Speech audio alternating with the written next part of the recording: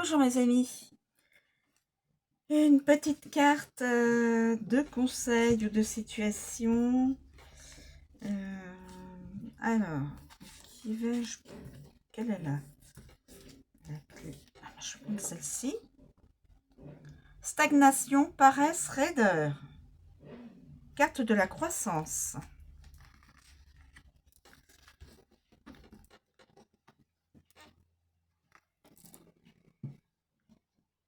Stagnation, paresse et raideur. Quelqu'un doit entendre cela.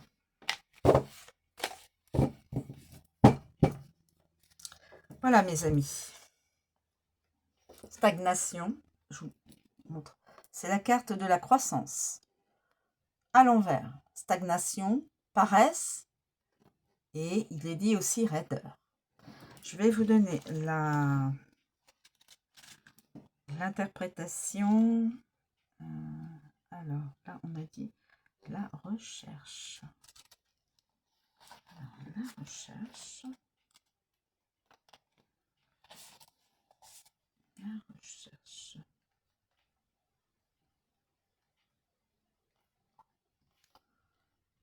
La recherche.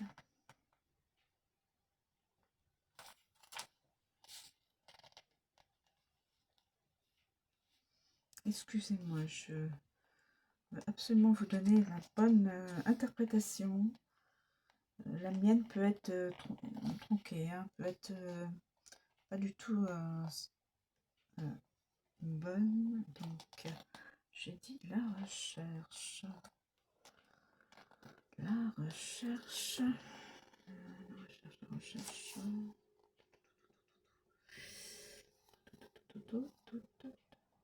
La recherche. Voilà. J'ai retrouvé. La recherche. Ah, là.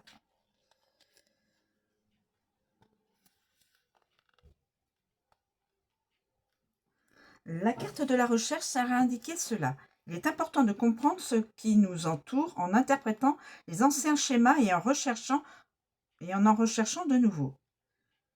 C'est une invitation à se situer par rapport aux autres et aux choses qui nous entourent, à comprendre ce qui nous entoure en ayant un regard neuf. Nous pourrions définir cette carte comme active, chargée d'énergie, comme une invitation à bouger, à ne pas s'arrêter, à chercher en permanence de nouvelles manières d'interagir avec la réalité. Rien n'est jamais acquis. Tout change et tout est susceptible de prendre de nouvelles formes et d'être interprété différemment. La carte à l'envers indique une période d'immobilisation chez l'individu. Il apparaît comme bloqué dans son parcours dynamique de croissance. Il préfère les anciens modes d'interprétation à la recherche de nouvelles choses, et cela au détriment de la représentation de la réalité. Les causes d'une telle situation sont à rechercher dans la lecture attentive du contexte général. Il s'agit probablement d'une sorte de peur qui bloque la personne. Peut-être s'agit-il de paresse mentale. Il est important maintenant d'aller au fond du problème pour éliminer d'éventuelles causes qui bloquent le processus de recherche. Puisque l'homme est avant tout mouvement, énergie, progression vers de nouveaux buts, la stagnation appartient au règne des morts et non à celui des vivants. Ce concept a été merveilleusement exprimé par Lao Tse, ancien maître chinois qui vécut il y a 2500 ans. Vivant, un homme est souple et malléable. Mort, il est immobile et rigide, bien sûr. Toutes les créatures vivantes, l'herbe et les arbres sont souples et flexibles. Mortes, elles sont fragiles et sèches. La rigidité est la marque de la mort, la souplesse va de pair avec la vie. Les soldats endurcis ne remportent pas de victoire. L'arbre rigide est prêt pour la hache. Les forts et les puissants tombent de leur trône. Ce qui est souple et flexible s'élève. Voilà, c'est-à-dire qu'effectivement, il faut savoir s'adapter à la réalité des choses, et s'il y a besoin de changement, il faut changer. Il ne faut pas rester fixé sur des anciennes croyances, des anciens supports qui, en fin de compte, ne nous aide pas à avancer dans notre propre vie unique.